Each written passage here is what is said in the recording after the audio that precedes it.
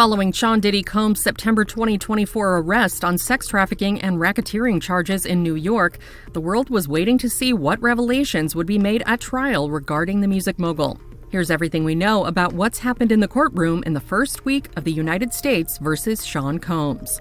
As for who is on the 12-person jury that will decide the rapper's fate, the prosecution and Combs' defense team agreed to a jury of 8 men and 4 women, as well as 4 men and 2 women as alternates for the trial.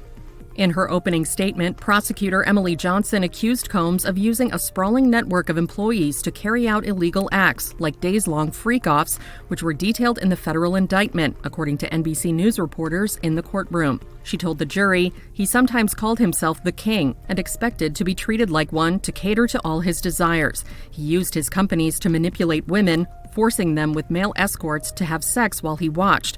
He and his inner circle made sure he got everything he wanted. Defense attorney Tenny Garagos said in her opening statement that prosecutors were trying to turn consensual sex into sex trafficking.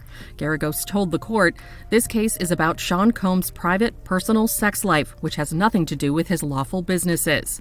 She stated that her client was violent, took drugs, and had anger issues, and told the court there will be times during the trial when, quote, "you think he is a jerk, he is mean, but he is not charged with being mean. He is not charged with being a jerk." Garagos said the evidence is going to show you a very flawed individual, but it will not show you a racketeer, a sex trafficker, or somebody transporting for prostitution. On May 12th, Los Angeles police officer Israel Flores took the stand to testify. He was a security guard at the Intercontinental Hotel when Combs attacked his ex, Cassie Ventura, on March 5th, 2016. Flores testified that he saw evidence of an altercation on the morning in question, and Combs offered him, quote, "a stack of money to look the other way." Under cross-examination, Flores said he 100% interpreted the gesture to be Combs trying to bribe him. Flores said on the stand that Ventura was scared, adding, "She was in the corner, hood on, covered up. I couldn't see her face. She was pretty much in the corner. On the floor was a destroyed flower vase." When Ventura left the hotel, she had a, quote, "purple eye," Flores said. Once she was gone, Flores said he and the desk manager went upstairs to remind Combs of hotel rules. Combs thought the manager was recording him on his phone and grabbed it, Flores continued. And when Combs tried to grab his phone, Flores said he pinned Combs against a wall, testifying, "We said we are not recording you," and de-escalated the situation. Prosecutors showed the surveillance footage of the attack in which Combs appears to be hitting, kicking, and dragging Ventura that was slowed down from what was published by CNN in May 2024. The defense had previously alleged that the clip was sped up, making the altercation look more violent than it was. The jury was also shown video that Flores recorded on his cell phone when he responded to a call of a woman in distress on the 6th floor. Flores testified that he did not call police at the time because Ventura wouldn't answer questions about what happened and told him she just wanted to leave. Following Flores' testimony, Daniel Phillip, who said he was running a male stripper review during the time in question, testified that he was paid, quote, "a few $1,000s to have sex with Ventura while Combs watched at Manhattan's Gramercy Hotel in 2012. Phillip said that Combs wore a robe, a baseball cap, and a bandana covering his face, but he recognized him by his voice. Ventura paid him and said she would tip me when I leave, Phillip told the court. We ended up having sex, rubbed baby oil on each other for a couple of minutes. Combs was sitting in a corner masturbating. Afterward, the witness continued, Ventura gave him a couple of $1,000 more.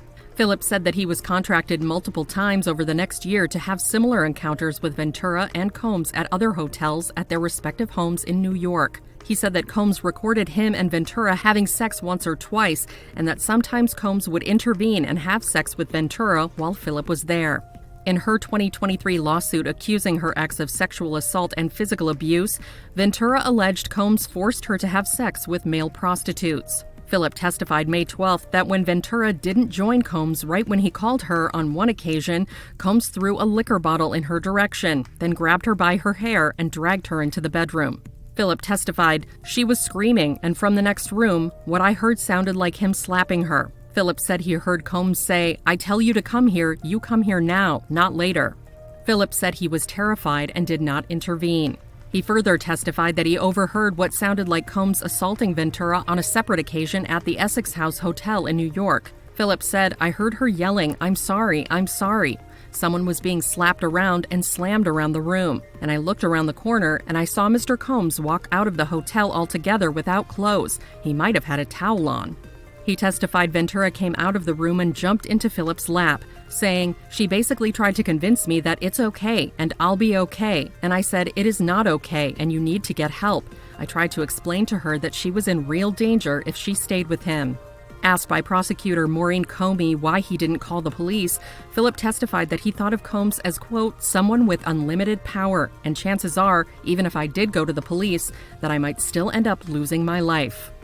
On May 13th, Combs' ex Cassie Ventura took the stand and stated that during their on-and-off romance from 2007 to 2018, Combs was frequently violent towards her. She testified, yes, there were violent arguments, usually resulted in physical abuse and dragging, different things. He would mash my head, knock me over, drag me, kick me. She said that her injuries were often visible, adding, "I would get knots on my forehead, black eyes, red eyes, bruises all over my body." Ventura told prosecutors that during the first year of her decade-long relationship with Combs, he proposed the introduction of voyeurism into their sexual relationship. It first began with her hiring an escort and setting up so that she could perform for Combs, who would watch her with another person. Eventually, she said, orchestrating sex performances Combs called freak-offs, which could last anywhere from 36 hours to 4 days, became a job for her. She testified, "I had the contacts to set it up in the hotel room and all of that. At the beginning, Sean set it up." Ventura said that her stomach churned when he first proposed the experience, explaining, "I didn't have a concept of how that would be a turn-on, but I accepted the responsibility. I was confused, nervous, but also loved him very much and wanted to make him happy. It wasn't something that I wanted to be doing, especially as regularly as it became." She admitted, "At some point, I felt like I didn't have much of a choice." Ventura testified that Combs directed her and other freak-off participants to cover themselves in baby oil.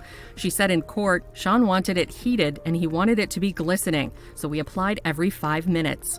During one such freak-off at the Montage Beverly Hills, Ventura said Combs asked her to get into an inflatable pool filled with baby oil while she was wearing clothes. She didn't want to, but if it was something Combs wanted to happen, that's what was going to happen, she continued.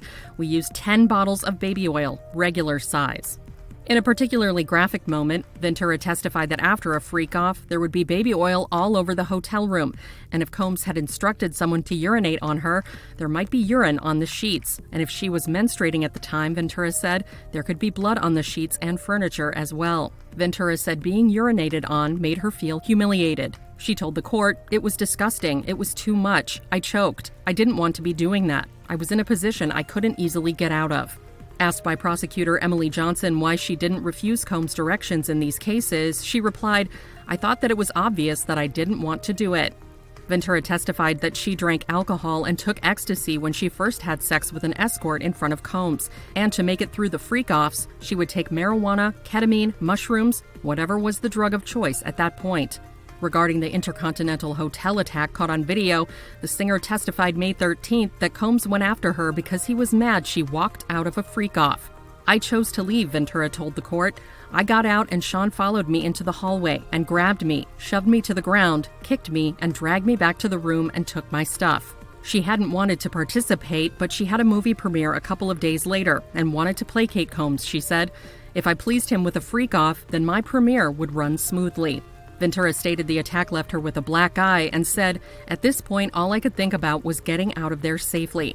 I had my premiere and I didn't want to mess it up." Once he pushed her to the ground in the hallway, Ventura said, she stayed down because she didn't want him to do any more damage than he had already done. On her second day of testimony, May 14th, Ventura said that Combs threw a vase at her before physically assaulting her at the hotel. She said of the vase, "I just remember it coming towards me. It hit the wall. I didn't get hit. He was yelling at me. He threw it at me. I don't remember exactly his words. I'm sure he was calling me something other than my name." However, she said that Combs told her that I wasn't going to leave him, that I couldn't. Shortly after the hotel attack, Ventura said she had to attend the premiere of her film The Perfect Match with bruises on her face and body alongside Combs. Along with having to apply heavy makeup to cover up her black eye and fat lip, she added, "I had several bruises on my legs, so I changed my outfit." She testified the freak-offs left her with urinary tract infections, mouth sores, and stomach issues. Ventura told the court, "When we were having frequent freak-offs, they were back-to-back, and sometimes I would do a freak-off with the infection. I tried to flush it out with water. It got to the point where the antibiotic Cipro didn't work anymore. It was a mess." She continued, "It was really painful for a long time. I can't believe I actually dealt with that."